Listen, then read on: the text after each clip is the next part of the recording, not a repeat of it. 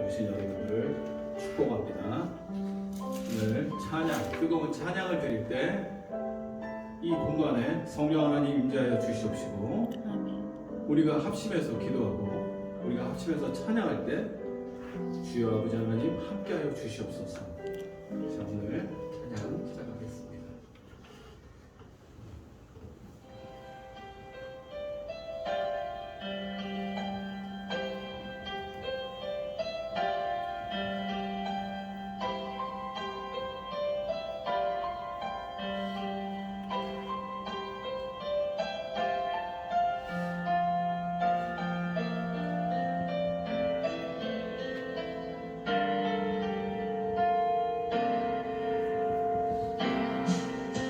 마음이 상한 자를 고치시는 주님, 하늘의 아버지 내 주관하소서.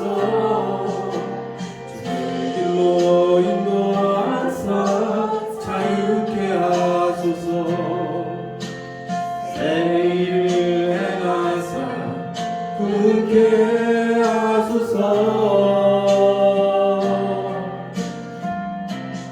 의에 줄이고 목이 마르니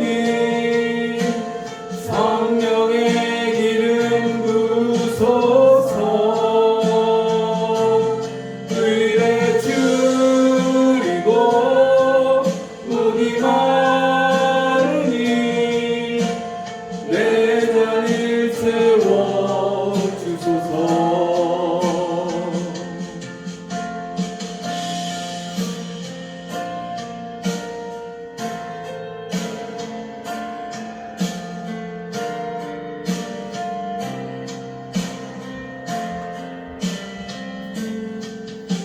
성령으로 채우사 주보게 하소서. 주의 임재 속에 은혜 알게 하소서. 주 뜻대로 살아가리 세상 끝날까지. 나를 믿으시고 새날 열어주소서.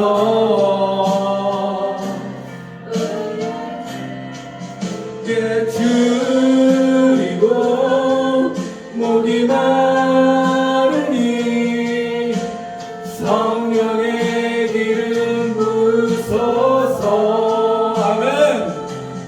위에 줄이고 목이 마르니 내 잔을 채워 주소서.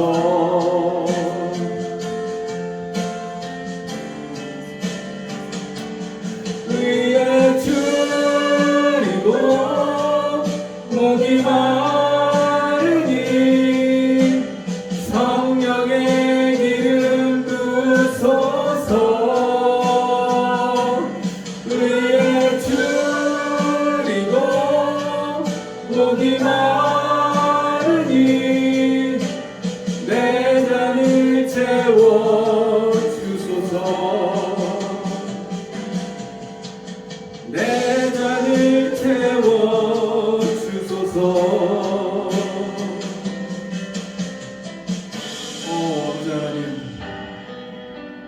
성령 하나님 임재하셔서 우리 안에 부족한 것들 다 채워주시옵시고, 오늘 우리 예배가 성령 하나님 기쁘게 받으시는 그런 예배 되게 하여 주시옵소서.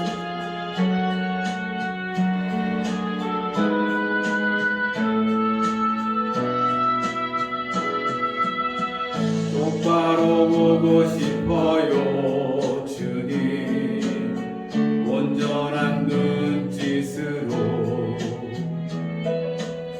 똑바로 보고 싶어요 주님, 견문질하기 싫어요.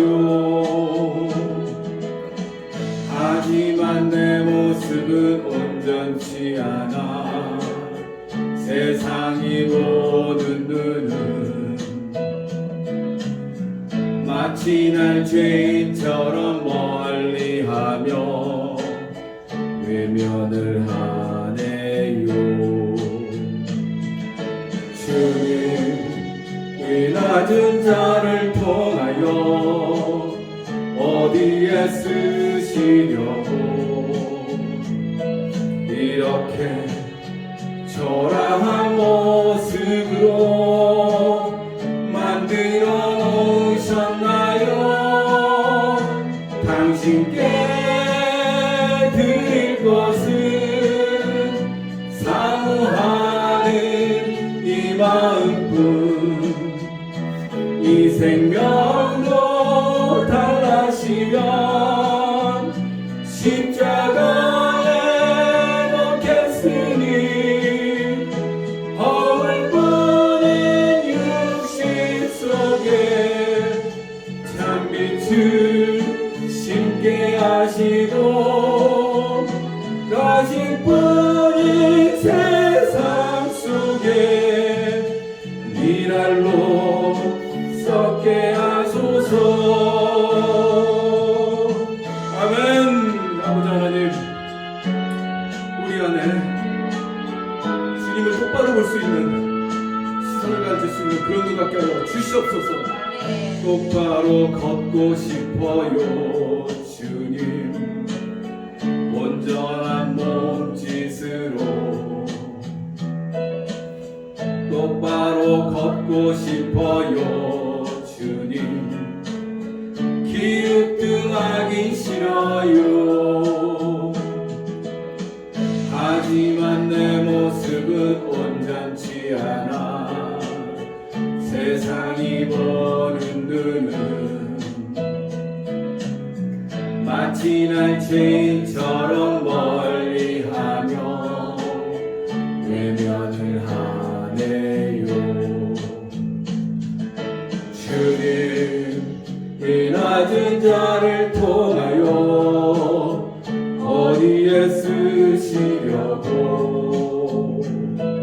이렇게 초라한 모습으로 만들어 놓으셨나요? 당신께 드릴 것은 사모하는 이 마음뿐. 이 생명도 달라시면 십자가에 놓겠으니 허울뿐인 육신 속에 참빛을 심게 하시고 가식뿐인 세상 속에 미랄로 썩게 하소서. 아멘. 아버지 하나님, 우리 안에 내주하소서. 우리를 사용하여 주시옵시고 우리가 우리로 하여금 똑바로 볼 수 있고 똑바로 걸을 수 있는 주님의 일꾼이 되게 하여 주시옵소서. 자, 이건 손뼉 치고 하십시다.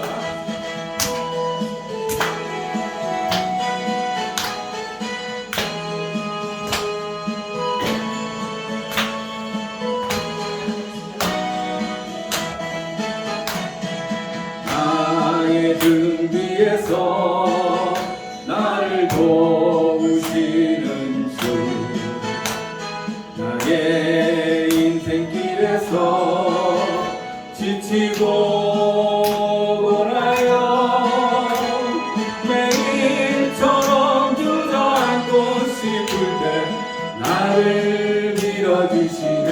아멘.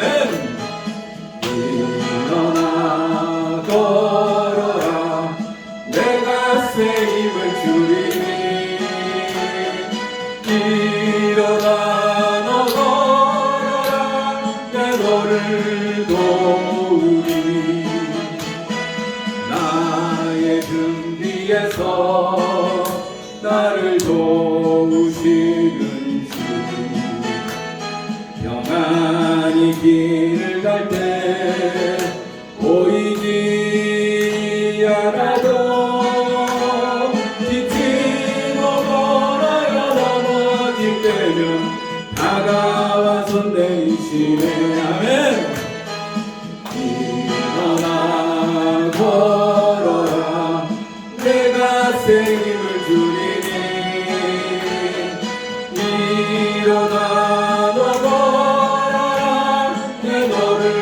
도우리 나의 등 뒤에서 나를 도우시는 주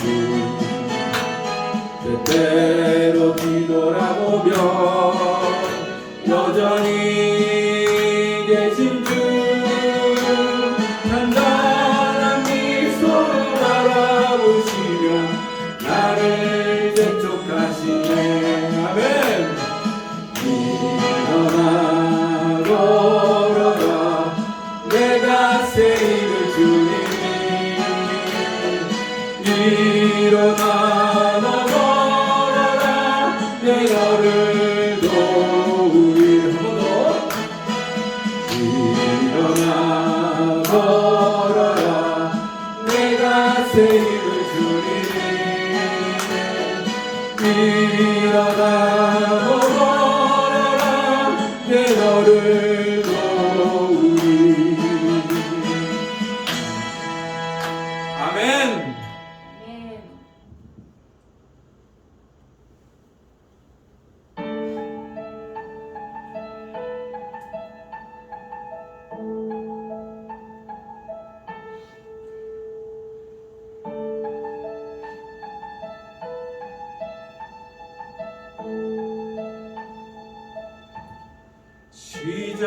시작됐네 우리 주님의 능력이 나의 삶을 다스리고 새롭게 하네. 자유하네 죄와 사망으로부터 나의 삶은 변하고 난 충만하네. 한 번 더 시작됐네 우리 주님의 능력이 나의 삶을 다스리고 새롭게 하네. 자유하네 죄와 사망으로부터 나의 삶은 변하고 나 충만하네. 충만하네 은혜로다 주의 은혜 한량없는 주의 은혜 은혜로다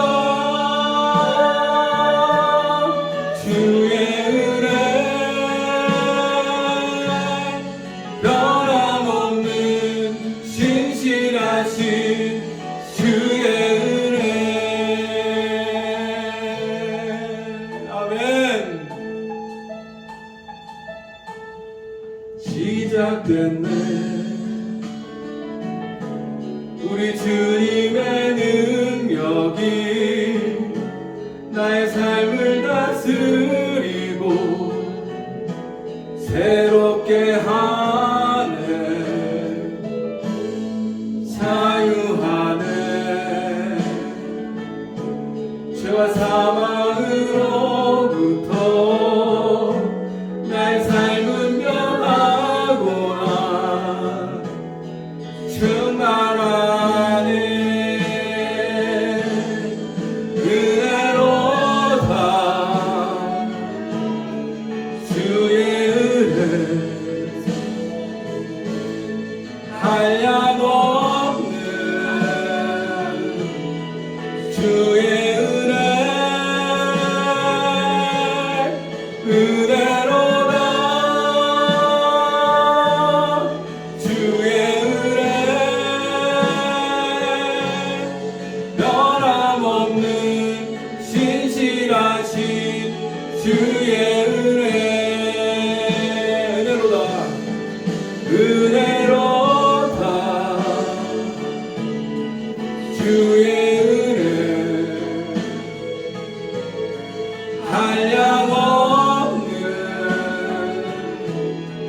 주의 은혜로다.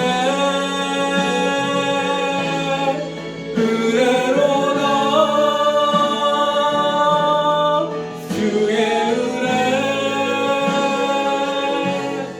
변함없는 신실하신 주의 은혜 변함없는 신실하신 주의 은혜 변함없는 신실하신 주의 은혜. 아멘. 그렇습니다. 아버지 하나님이 항상 주시는 그 은혜 너무너무 감사드립니다. 그 은혜에 감사하여 우리가 늘 주님을 찬양하고 기뻐하고 주님을 기리는 그런 예배 되게 하여 주시옵소서. 아멘.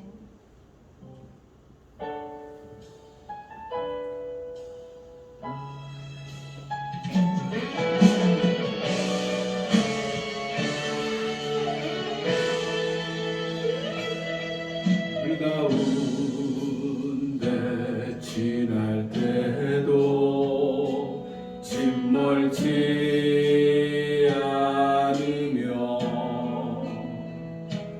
불 가운데 행할 때도 너를 삼지 못하게 하시니 너를 지명하여 부르신 하나님 큰 사랑 너를 구속하여 살리신 하나님 내게 말씀하시네.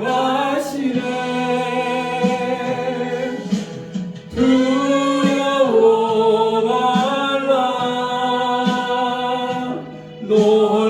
놀라지도 말라 내가 어딜 가든지 무슨 일 만나든지 내가 함께하리라.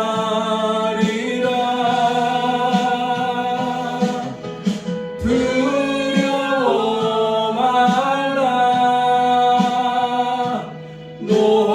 놀라지도 말라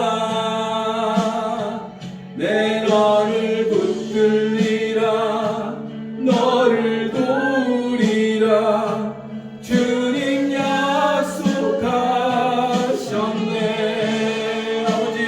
아버지가 약속하셨습니다. 우리를 그 어떤 어려움에서도 구해 주신다는 그 아버지의 약속 믿습니다. 너를 지명하여 부르신 하나님 큰 사랑 너를 구속하여 살리신 하나님 내게 말씀하시네. 두려워 말라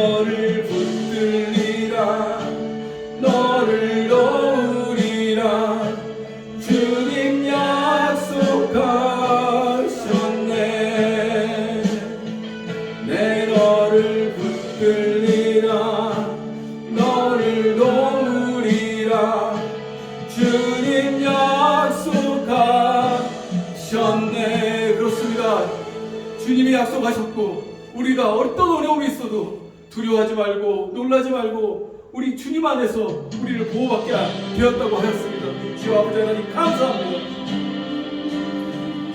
역전의 주님으로 선포하면서 일어서서 찬양하겠습니다.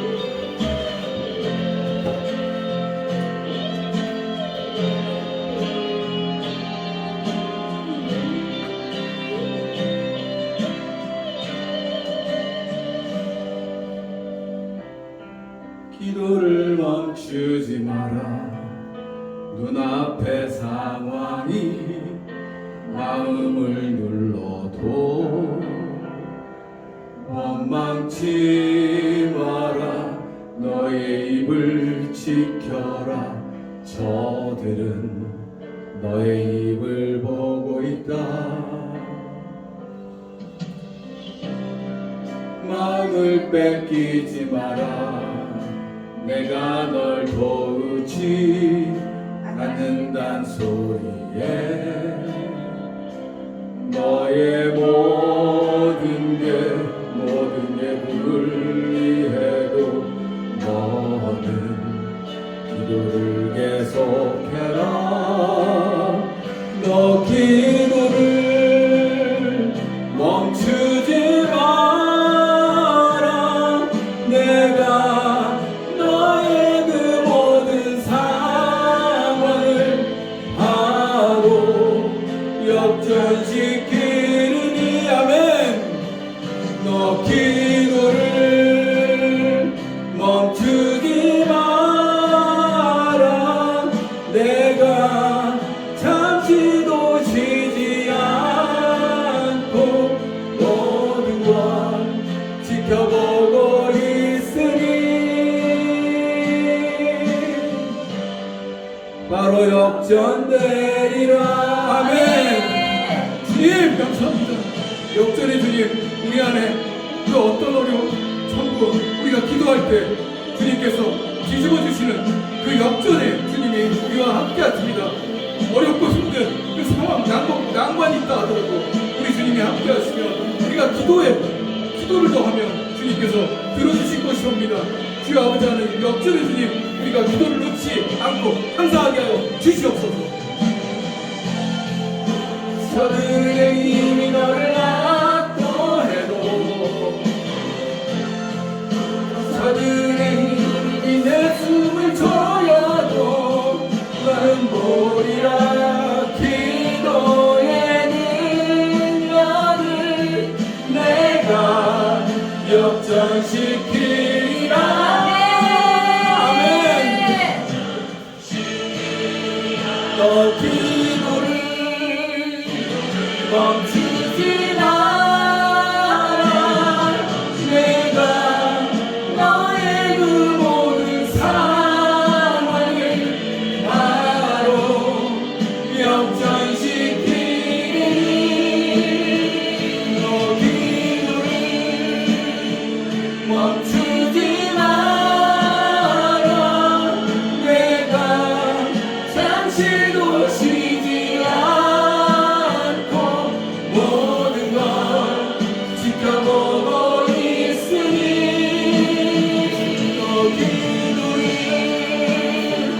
멈추지 마라.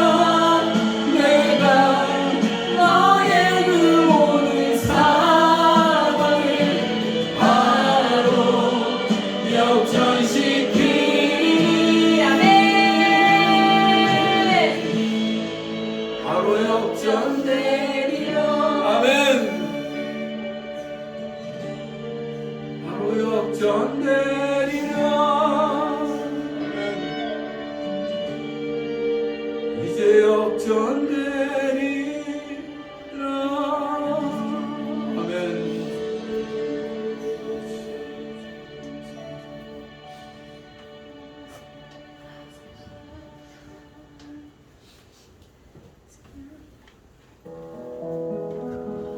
묵상으로 아버지 하나님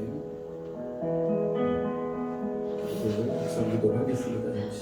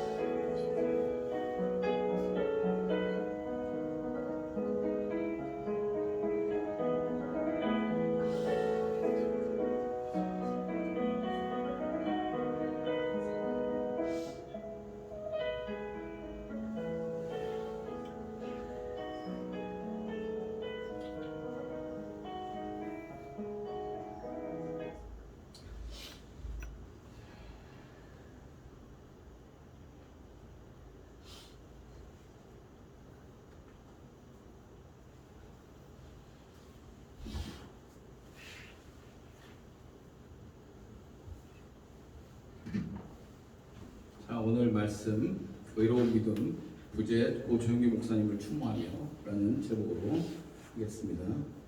성경 말씀 창세기 15장 1절에서 6절까지의 말씀입니다.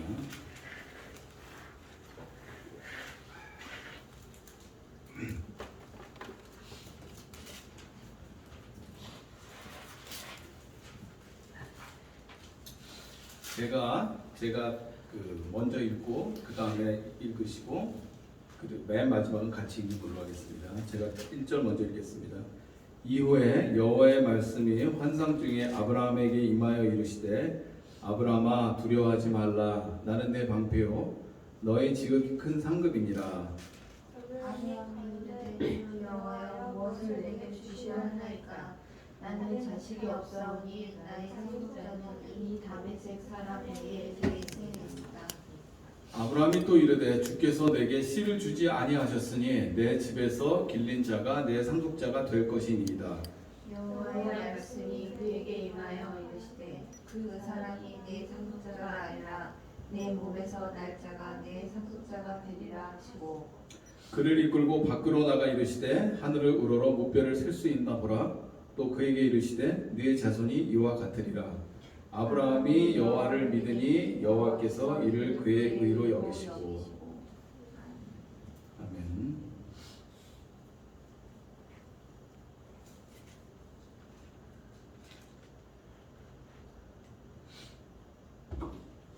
영상을 한번 보겠습니다.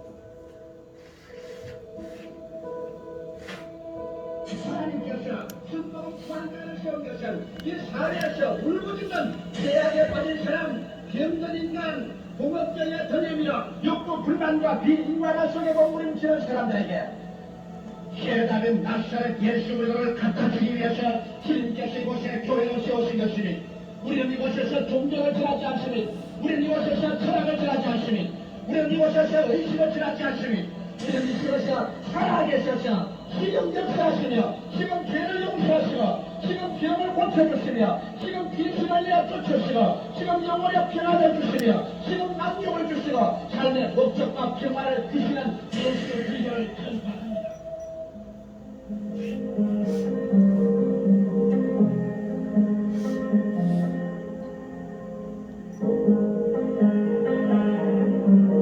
예수님은 한 사람도 소외시키지 않으시니 예수님은 한 사람도 사람을 위험으로 취급하지 않으시니 주님은 오늘 이 시간에 십자가에서 예수님을 바라보는 여러분을 보고 말하니 마음이 병든 자, 육체가 병든 자, 생활이 병든 자, 절망에 취한 자, 슬픔에 취한 자 여러분 모든 사람 보고 말합니다. 너희 질문은 내가 담당하마. 너희 슬픔은 내가 짊어지마. 너희 허물과 죄는 내가 다 책임지마. 너희 징계는 내가 짊어지고 너에게 평안을 주마. 수고하고 무거운 짐진 자들아 다 내게로 오라. 내가 너희를 편히 쉬게 하여 주겠다.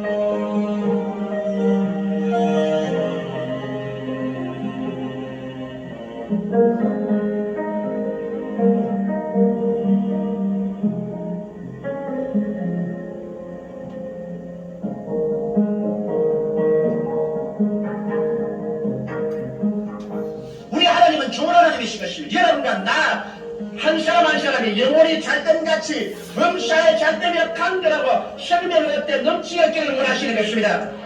너희 자식이 떡을 달라면 돈을 주며 생수를 달라면 뱀을 줄 줄 알겠는가? 너희가 악할지라도 좋은 거 줄 줄 알거든 하물며 천부께서 구하는 자에게 좋은 것으로 주지 않겠느냐고 말씀하고 계시겠습니다.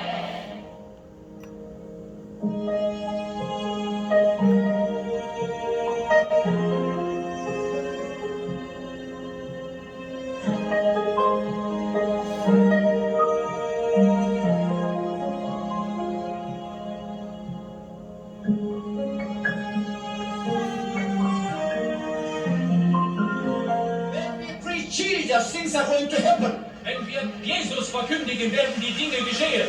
For such a long time, we have been preaching about theology.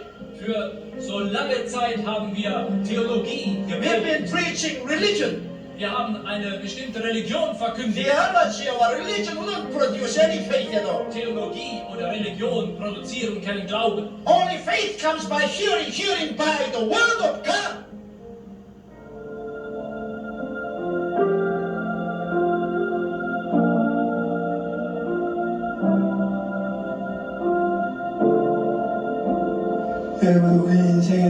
끝이 있습니다. 누구든지 이 땅에서 삶이 끝나면 하나님의 심판의 앞에 서게 되는 것입니다. 그러므로 이 세상살이 동안에 가장 중요한 것은 예수님을 믿고 구원받는 것입니다. 그리고 예수님을 믿는 우리들은 인생 또한 예수님을 잘 믿고 섬겨야 되는 것입니다.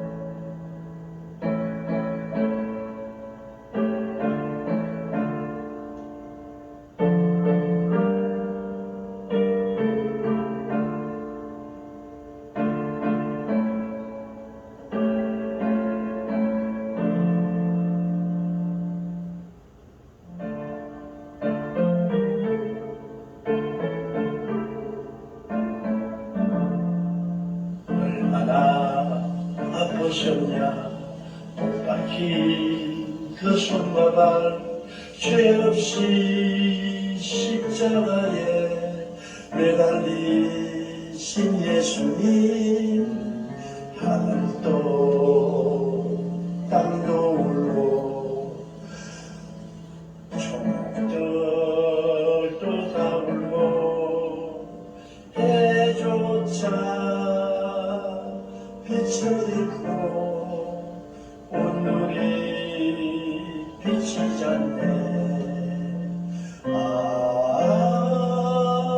고마워라 주의 사랑 언제나 아 영원토록 구원의 강물 넘치네.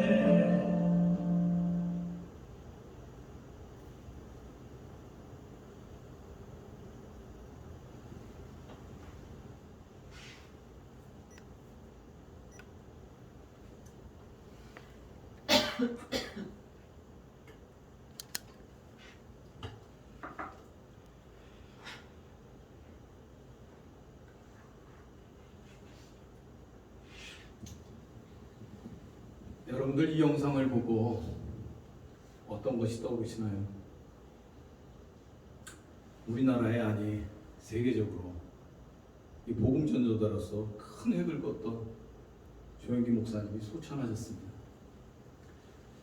정말 매우 아쉽습니다.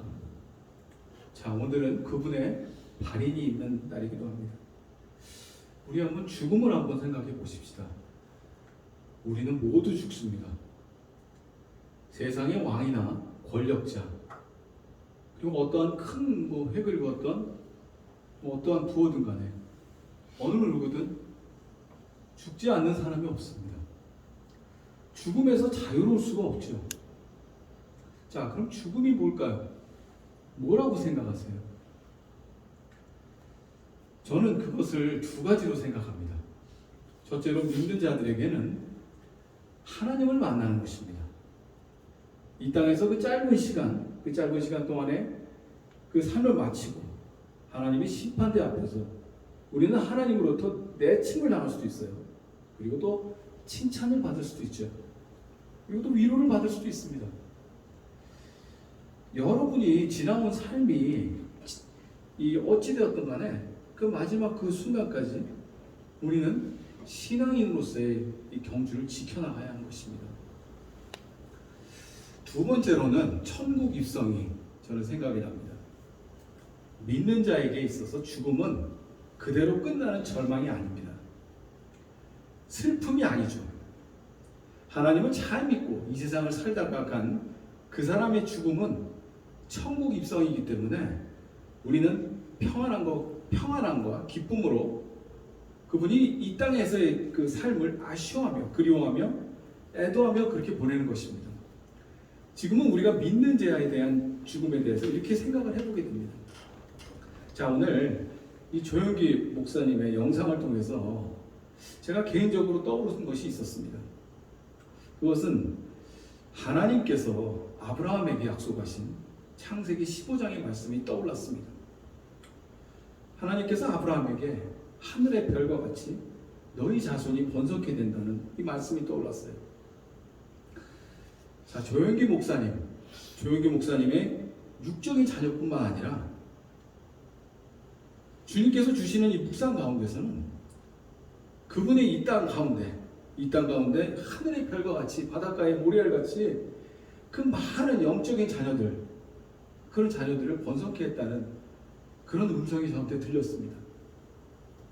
우리가 이 땅을 살고 갈 때, 자, 이렇게 세계적인 큰 교회를 짓고 세계 여러 나라를 다니면서 여러 교회와 성도들을 영접하게 하고, 그리고 이런 업적을 우리가 그 결과물로만 보고 나누자는 것이 아니라 그분의 그 하나님을 향한 그 신앙, 그 믿음, 그것을 우리가 함께 본받고 나누고자 합니다.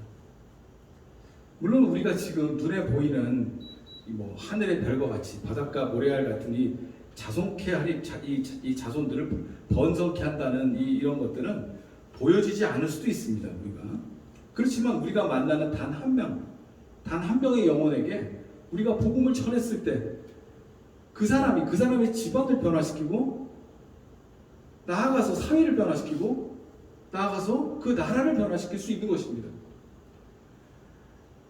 우리가 매일매일 살아가는 삶이 이 다른 사람에게 또 도전이 되어갈 수도 있어요. 그러니까 여러 종류의 우리들은 그런 영적인 자녀들을 양육할 수 있는 것이기도 합니다.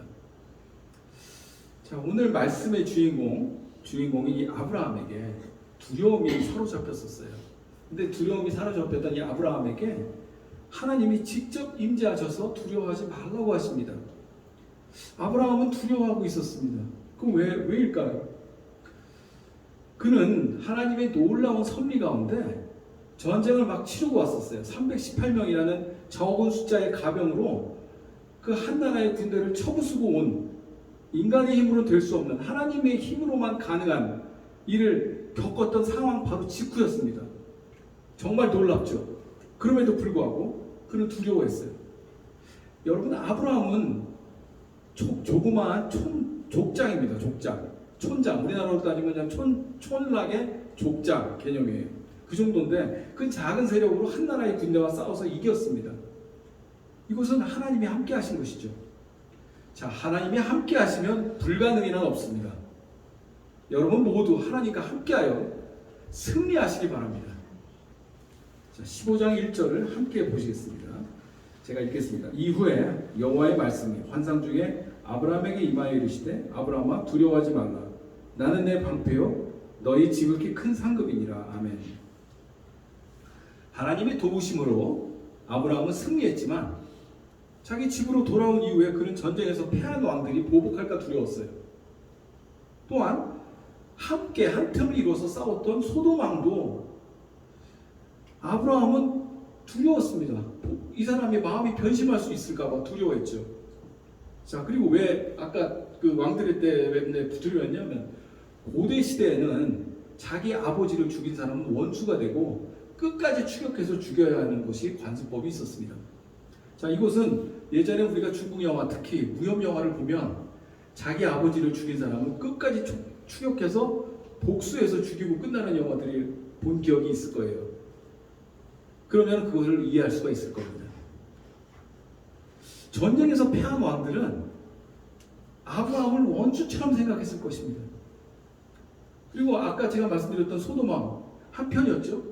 이 소돔 왕도 자, 생각을 해보십시오. 자기 한편이지만 이 아브라함의 세력이 은근 세요. 그러면 세상살이에서 보시면 이런 경우에 오히려 눈엣가시처럼 여겨서 기회가 되면 없애려고 할 것입니다. 그러니까 그런 생각이 아브라함한테 들어온 거예요. 이런 불안한 마음, 믿음의 이 시작이라고 할 수 있는 이 아브라함조차도 세상적인 생각과 세상적인 불안이 마음속에 들어오니까 불안함, 두려움이 엄습해온 것입니다. 이럴 땐 세상적인 생각을 내려놓고 하나님과 독대해야 합니다. 기도의 처소로 나아가서 하나님과 함께 상의하듯 기도해야 합니다. 여러분 모두 어려울 때 기도하는 분이 되시기를 소망합니다. 이렇듯 두려움에 차 있는 아브라함에게 하나님은 찾아오십니다. 자, 2절과 3절 함께 읽어보겠습니다. 아브라함이 이르되 주 여호와여 무엇을 내게 주시려 하나이까? 나는 자식이 없사오니 나의 상속자는 이 다메섹 사람 엘리에셀이니이다. 3절 아브라함이 또 이르되 주께서 내게 씨를 주지 아니하셨으니 내 집에서 길린 자가 내 상속자가 될 것이니이다. 아멘. 자, 아브라함은 자신의 자식이 없음을 고백하면서 상속자는 종인 엘리에셀 뿐이라고 고백하게 되죠. 짐작컨대 아마도 아브라함은 이렇게 말하면서도 매우 기운 없이 절망적인 태도로 대답했을 거라고 저는 짐작되어집니다. 그도 그럴 것이, 자, 생각을 해보십시오. 가병만 318명이라고 했어요. 그것도 추리고 추린 가병. 그러면 집안에 있는 식솔들은 좋게 1000명이 넘었을 겁니다. 당시 이 고대 시대에 1000명이 넘는 사람의 족장을 이끌었다면 굉장히 큰 부호죠. 이 지역에서는 큰 부호예요. 모든 걸 다 이룬 거예요. 어떻게 보면 사람으로서는. 근데 하나님의 도우심으로 모든 재산 이런 것들이 자신의 핏줄이 아닌 남한테 상속된다고 생각을 해보십시오. 기운이 없어지겠죠. 사람이라면. 또한 하나님이 이미 약속하셨어요. 갈대우리에서 끌고 나올 때 이미 자손이 번성케 한다고 약속을 하셨음에도 불구하고 약속하신 이 자식은 10수년이 지났는데 지금까지 기다려도 아무런 소식이 없는 거예요. 얼마나 답답했을까요? 더군다나 이제 아브라함은 다 늙었습니다. 80이 넘은 할아버지, 그리고 부인인 사라 역시 태문이 끊긴 할머니가 됐어요. 이제 자식을 인간적인 생각으로는 기대할 수 없는 처지가 됐죠. 자, 원래 사람이 늙게 되면 자식한테 기대게 됩니다. 그게 인지상정이에요. 자, 이건 예전 시대나 지금이랑 마찬가지인데 족장 시대인 고대 시대에는 더 했을 것입니다. 이것이 더 핏줄에 의존하는 시대였죠. 당시에는. 자, 이제 4절을 함께 같이 한번 읽어보겠습니다. 여호와의 말씀이 그에게 임하여 이르시되 그 사람이 내 상속자가 아니라 내 몸에서 날짜가 내 상속자가 되리라 하시고. 아멘. 하나님께서 아브라함에게 말씀하시기를 엘리에셀이 상속자가 아니라 아브라함의 친자식이 상속자가 될 것이라고 친히 직접 말씀하시는 장면이 나옵니다. 자, 아까 말씀드렸듯이 아브라함은 80을 넘긴 상태였죠. 더군다나 아내 사라 역시 태문이 끊겼어요. 그러니까 사람으로서 생각할 수 없는 것입니다. 그럼에도 하나님은 불가능을 가능케 하시는 분이십니다. 그분에게는 안 되는 것이 없습니다. 모든 것이 가합니다. 세상 그 어떤 어려움이 있다 하더라도 하나님으로는 이 세상에서 불가능한 것이 없는 것입니다. 자, 이번에 5절을 보겠습니다. 그를 이끌고 밖으로 나가 이르시되 하늘을 우러러 무뼈를 셀 수 있나 보라.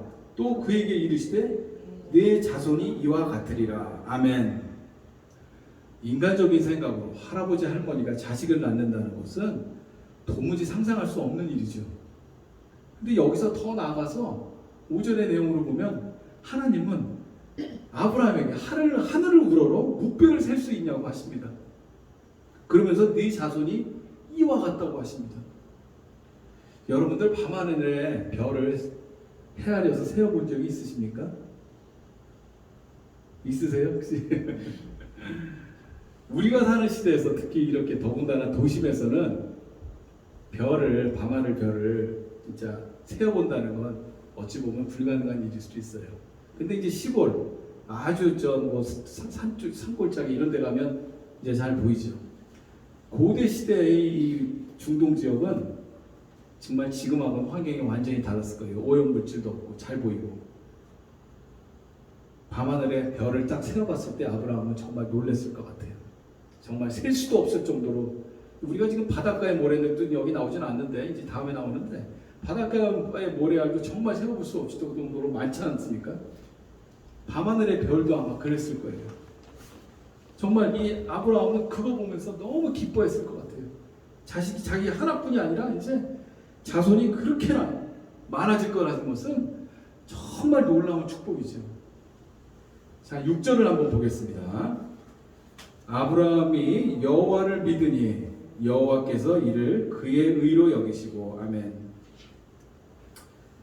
하나님은 아브라함의 믿음을 의로 여기셨습니다. 아브라함이 하나님을 온전히 순종하며 믿은 것을 보시고 의롭다 하신 것입니다. 그 유명한 로마서 칭의는 이 아브라함에서부터 비롯된 것입니다. 자, 로마서 4장 18절에서 22절을 함께 읽겠습니다. 아브라함이 바랄 수 없는 중에 바라고 믿었으니 이는 내 후손이 이가 되리라 하신 말씀대로 많은 민족의 조상이 되게 하려 하심이라.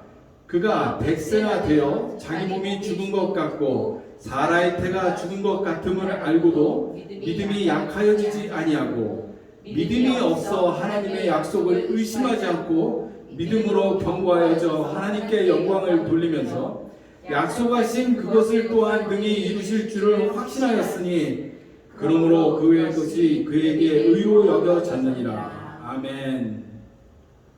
자, 보이지 않는 하나님을 완전히 믿고 또 보이지 않지만 이 약속하신 것을 완전히 믿은 이 아브라함의 믿음을 보시고 하나님은 의롭다 하신 것입니다. 우리는 그리스도를 믿음으로 해서 의롭다 함을 칭함을 받습니다. 이게 이제 칭의죠. 오직 믿음 하나만으로 그런 넘치는 은혜를 주시는 것인가 합니다. 모든 믿는 자의 믿음의 조상이라 할 수 있는 이 아브라함도 실은 여러 흠이 있는 사람이었습니다. 그는 갈대아 우르라는 데서 나왔죠. 갈대아 우르에서 아버지 데라는 유명한 이 우상을 조각하는 사람이었어요. 그러니까 이 자식인 이 아브라함도 똑같은 아버지의 업을 이어받아서 우상을 조각하는, 어찌 보면 도저히 하나님께서 들어 쓰신다 생각할 수 없는 아주 지극히 세상적인 사람이었습니다. 그러나 하나님은 이런 부족하고 연약한 사람이라도 쓰십니다. 더군다나 아브라함은 하나님을 온전히 믿지만 나중에 보면 2번씩이나 아내 사라를 누이라 속이는 이런 비겁한 행위를 합니다. 왜 하나님 이 아브라함에게 2번이나 실수를 허락했을까요? 그것은 사람의 불완전함을 하나님의 완전하심을 나타내기 위함인 것입니다. 그렇지만 하나님은 이 아브라함을 쓰셨습니다. 복의 근원이 되고 믿음으로 의인이라 칭함을 받게 하였습니다. 자, 아브라함의 후손 중에 우리 예수 그리스도가 나시죠? 우리 예수 그리스도가 태어나게 하셨습니다. 우리 예수 그리스도를 통하여 이제는 모든 믿는 자들이 아브라함의 후손이 되는 특권이 되게 하셨습니다. 이는 아브라함의 육적인 것뿐만이 아니라 영적인 이 모든 믿는 자들이 아브라함의 자손이 되는 것입니다.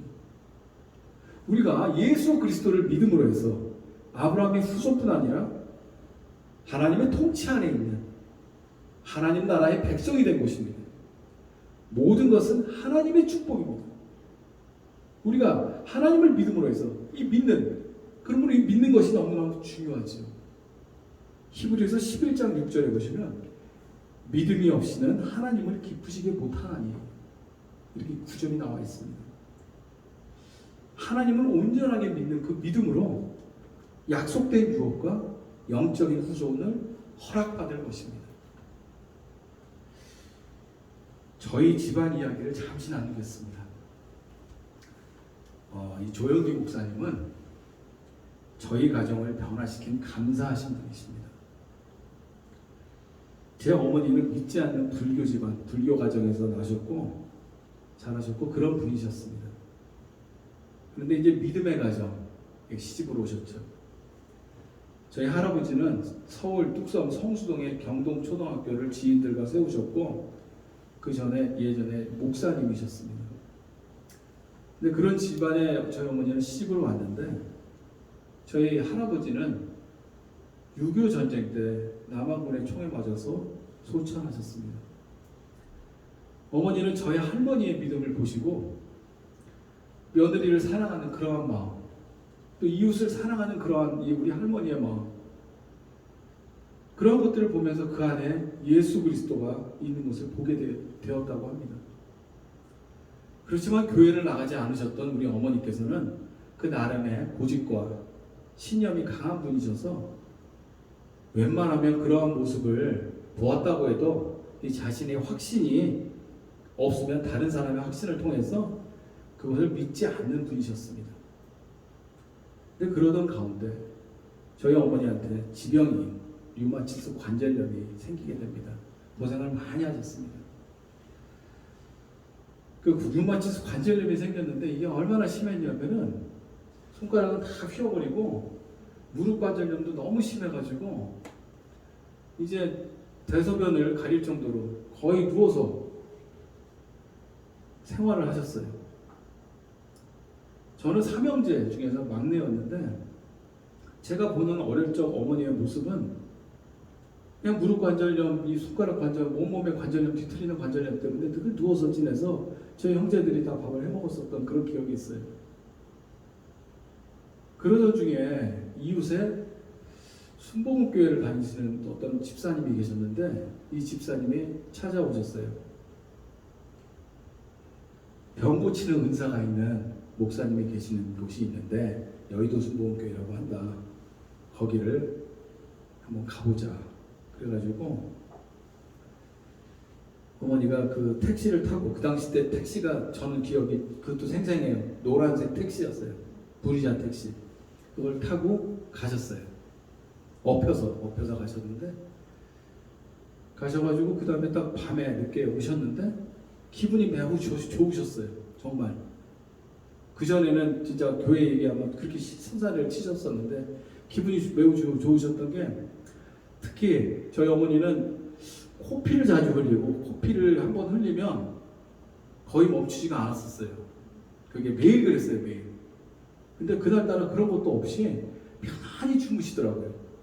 근데 그 다음날 또 집사님이 또 찾아오셨어요. 이번에는 아예 오살리 금식기도 오늘 가자. 이번에 병 고침을 확실하게 받아야 된다. 그래서 또 택시 타고 엎혀서 택시 타고 가셨어요.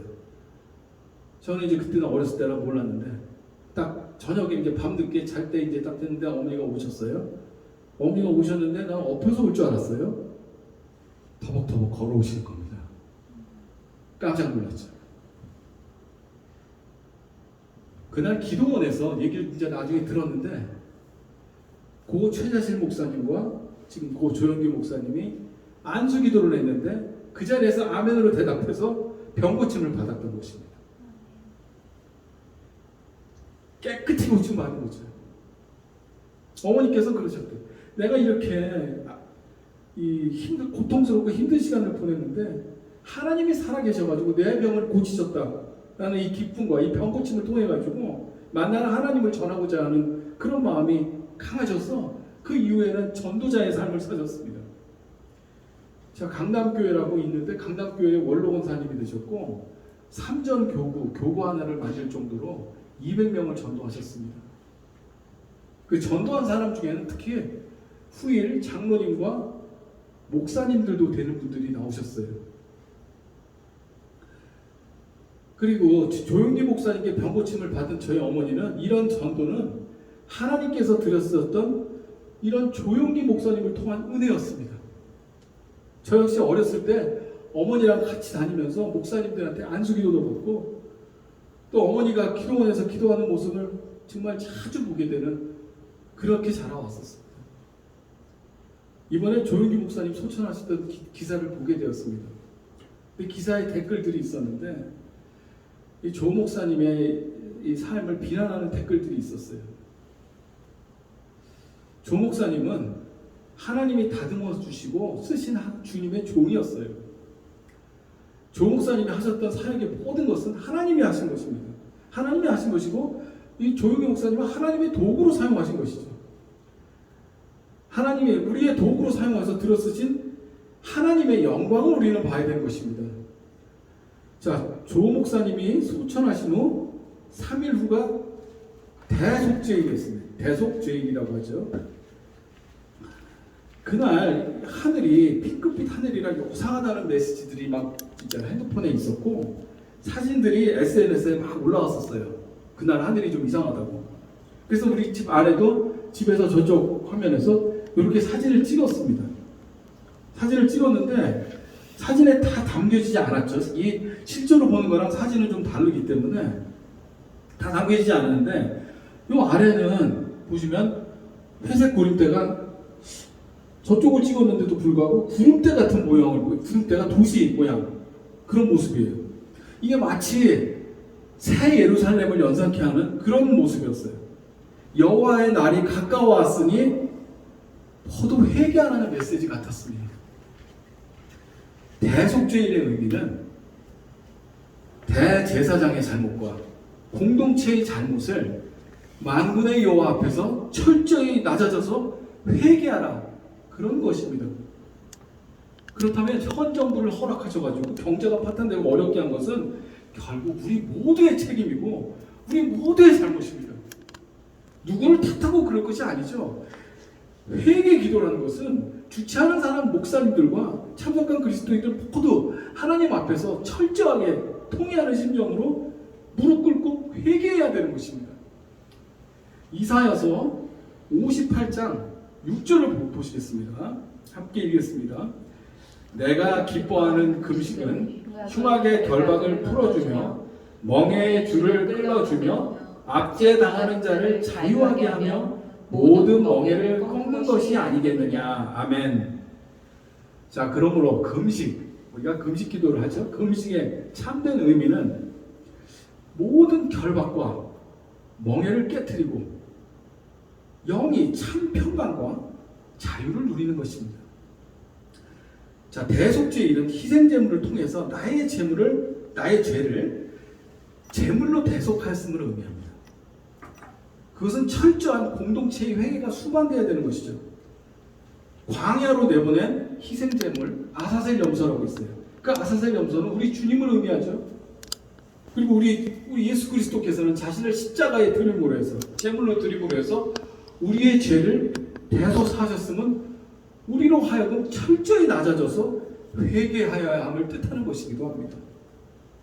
그러므로 우리는 누구를 탓하고 어디가 나빠, 누가 나빠, 대통령이 나빠, 누가 나빠 이걸 탓하기 전에 자기 자신부터 철저히 되돌아보고 회개해야 하는 것입니다.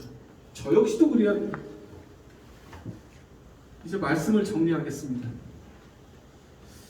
고 조용기 목사님은 천국에서 안식하고 계실 것 같습니다. 우리 주님께서 잘했다, 착하고 충성된 종아 하면서 말입니다. 하나님은 조용기 목사님을 축복의 통로로 사용하셔서 수많은 사람들을 전도하여 구원하게 하셨으며 유명 목사님, 장로, 권사 등 하늘의 별과 같이 바다의 모래알같이 영적 자녀들, 수많은 영적 자녀들을 번성케 했죠. 그리고 이제는 믿음의 선진이 되신 고 조용기 목사님의 믿음의 후손들은 지금도 계속 끊임없이 잉태되고 출산되고 양육될 것입니다. 우리의 삶의 자리에서 우리는 하나님과 함께하는 매일매일의 삶이 되어야 합니다. 삶 속에서 같이 되어야 합니다. 하나님을 전적으로 신뢰하고 믿고 의지할 때 모든 두려움과 불안과 슬픔과 절망이 떠나가고 기쁨과 평안과 소망이 저와 여러분들 가정에 함께 하실 것입니다. 기도하겠습니다. 매일매일 감사하게 하시는 주님, 오늘 믿음의 조상 아브라함에 대해서 말씀을 나눴습니다. 그런 매우 세상적인 사람이었습니다. 또한 2번이나 아내를 누이라 속일 정도로 매우 비겁한 사람이기도 했습니다. 그러나 그런 흠결이 있는 그를 하나님은 사용하셨습니다. 하나님은 아브라함의 무엇보다도 그의 우직하지만 순종적인 믿음을 보셨습니다. 사용하시어 모든 믿는 자의 조상이 되게 하셨습니다. 우리 모두 그의 영적 자손입니다. 소천하신 고 조용기 목사님도 마찬가지입니다. 우직한 믿음과 넘치는 선교 열정을 우리는 생각하고 또 생각하여 배워야 하겠습니다. 우리로 하여금 순종적인 믿음을 배우게 하옵소서. 또 고 조용기 목사님은 나팔절과 대속제일 기간에 소천하셨습니다. 우리로 하여금 그 나팔 소리를 생각하여 여호와의 때가 가까웠음을 알고 회개하게 하옵소서. 열방의 영적인 아비였던 고 조용기 목사님 소천하신 3일 후에 욤키프르 대속제일이었던 것은 우리에게 회개하라는 메시지로 봤습니다. 회개에 합당한 열매를 맺게 하여 주시옵소서. 아멘. 지금도 살아계셔서 언제나 우리를 위하여 중보하시는 예수 그리스도 이름으로 기도합니다. 아멘. 자, 오늘 주기도